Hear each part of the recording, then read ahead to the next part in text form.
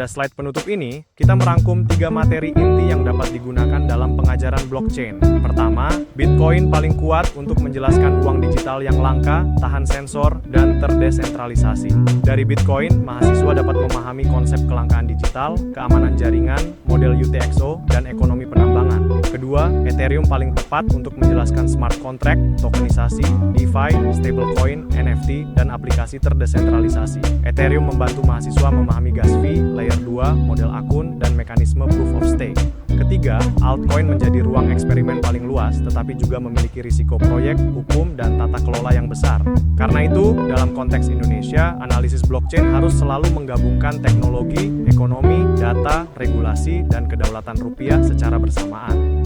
Pada slide ini, kita menutup pembahasan dengan melihat Bitcoin, Ethereum, dan altcoin bukan hanya sebagai aset kripto, tetapi sebagai 3 model institusi digital.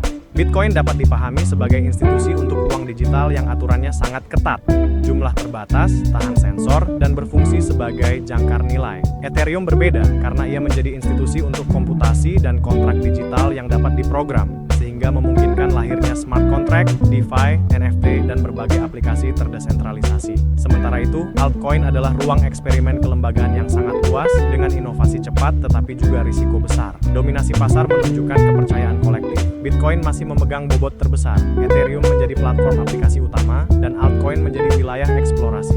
Intinya, blockchain adalah cara merancang aturan ekonomi dan sosial ke dalam kode. Pada slide ini, kita membahas ekonomi penambangan Bitcoin dan mengapa keamanan jaringan selalu memiliki biaya. Dalam Bitcoin, keamanan tidak hanya dibangun melalui teknologi kriptografi, tetapi juga melalui insentif ekonomi. Para penambang mengeluarkan biaya untuk perangkat keras, listrik, dan operasional. Biaya ini menjadi bagian penting dari mekanisme keamanan karena untuk menyerang jaringan, pihak jahat juga harus menanggung biaya yang sangat besar. Tingkat kesulitan penambangan disesuaikan otomatis setiap 2016 blok agar rata-rata blok baru tetap ditemukan sekitar setiap 10 menit. Artinya, Bitcoin mengubah persoalan kepercayaan menjadi persoalan insentif. Bukan bertanya siapa yang dipercaya, tetapi apakah biaya untuk curang lebih besar daripada manfaatnya. Namun, mahasiswa juga perlu mengkritisi konsekuensinya, seperti konsumsi energi, konsentrasi mining, dan keberlanjutan lingkungan. Pada slide ini, kita membahas bagaimana Ethereum mengamankan jaringan melalui mekanisme staking. Berbeda dengan Bitcoin yang menggunakan biaya komputasi dan energi melalui mining, Ethereum menggunakan proof of stake, yaitu keamanan yang dibangun dari modal yang dikunci. Untuk menjadi validator langsung, pengguna harus menyetor 32 ETH ke deposit contract dan menjalankan beberapa komponen teknis, seperti execution client, consensus client, dan validator client. Jika validator bertindak curang atau lalai, sebagian bahkan seluruh ETH yang di-stake dapat terkena slashing. Artinya, Ethereum membuat perilaku jujur menjadi pilihan yang lebih rasional secara ekonomi. Bagi mahasiswa, ini membuka pertanyaan kritis. Apakah syarat 32 ETH membuat validasi terlalu eksklusif? Apakah staking lebih efisien daripada mining? Dan apakah keamanan berbasis modal juga memiliki risiko konsentrasi kekuasaan? Pada slide ini, kita membahas mengapa Bitcoin dan Ethereum menghasilkan analisis data yang berbeda. Bitcoin menggunakan model UTXO, yaitu kepemilikan dilihat sebagai keluaran transaksi yang belum terpakai. Karena itu, analisis Bitcoin banyak berfokus pada aliran nilai antar transaksi, pengelompokan dompet, heuristik identitas, dan forensik rantai keluaran. Sementara itu, Ethereum menggunakan model akun, di mana keadaan jaringan berpusat pada akun dan smart contract. Analisis Ethereum lebih menekankan interaksi alamat, saldo, transfer token, event log, perubahan state contract, serta hubungan antar protokol. Bagi mahasiswa, poin pentingnya adalah jangan berhenti pada slogan Bitcoin untuk pembayaran, Ethereum untuk aplikasi. Struktur data yang berbeda akan melahirkan alat, pertanyaan, dan metodologi analitik yang berbeda pula. Ini sangat penting ketika blockchain dipelajari bersama data science dan forensik digital. Pada slide ini, kita membahas smart contract dan kritik terhadap ungkapan kode adalah hukum. Smart contract memang dapat menjalankan aturan secara otomatis, tetapi otomatis tidak selalu berarti sempurna.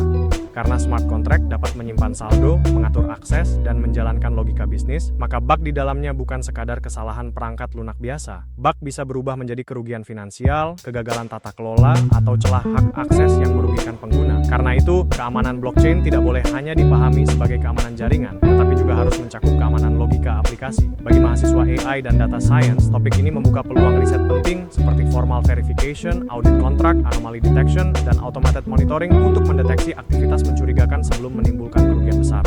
Pada slide ini, kita membahas DeFi sebagai laboratorium keuangan terbuka.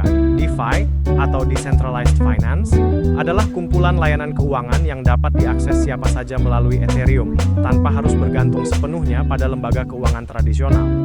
Namun, DeFi tidak boleh dipahami hanya sebagai tempat trading, farming, atau pinjam-meminjam kripto. Lebih luas dari itu, DeFi adalah eksperimen kelembagaan. Karena fungsi pasar uang, pertukaran aset, likuiditas, derivatif, dan agunan dijalankan melalui perangkat lunak terbuka. Di sisi lain, keterhubungan antar protokol juga menciptakan risiko sistemik baru. Kegagalan Oracle harga, desain smart contract yang lemah, leverage berlebihan, atau tata kelola protokol yang buruk dapat menyebar ke layanan lain. Jadi, DeFi memperlihatkan bagaimana inovasi keuangan digital selalu membawa peluang sekaligus risiko yang perlu dianalisis secara kritis. Pada slide ini, kita membahas stablecoin sebagai jembatan antara volatilitas kripto dan kebutuhan ekonomi nyata.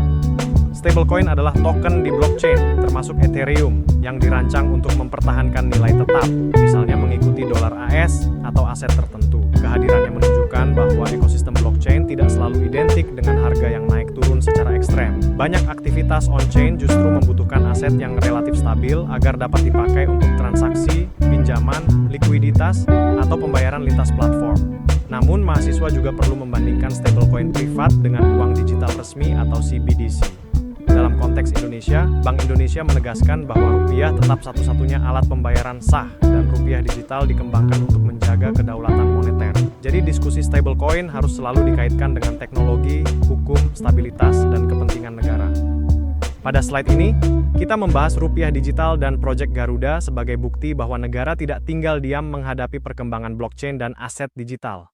Bank Indonesia melalui Project Garuda telah menyelesaikan Proof of Concept rupiah digital untuk tahap pertama, yaitu Immediate State Wholesale Cash Ledger pada 13 Desember 2024. Ini menunjukkan bahwa inovasi uang digital tidak hanya datang dari sektor swasta atau komunitas blockchain publik, tetapi juga dari bank sentral. Perbedaannya penting. Bitcoin dan Ethereum dibangun sebagai jaringan publik yang terdesentralisasi, sedangkan rupiah digital dikembangkan dalam kerangka kedaulatan moneter, stabilitas sistem keuangan, dan mandat Bank Indonesia. Bagi mahasiswa, poin pentingnya adalah masa depan keuangan digital kemungkinan bukan satu model tunggal, melainkan koeksistensi berbagai bentuk institusi digital.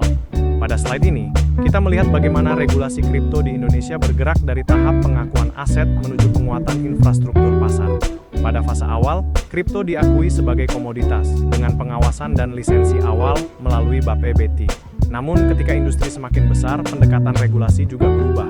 Melalui POJK 27/2024, perhatian bergeser pada struktur pasar yang lebih formal, seperti OJK, bursa, lembaga clearing, dan kustodian. Artinya, pertanyaan regulator bukan lagi sekadar apakah kripto boleh, tetapi bagaimana kripto diatur agar risikonya terkendali.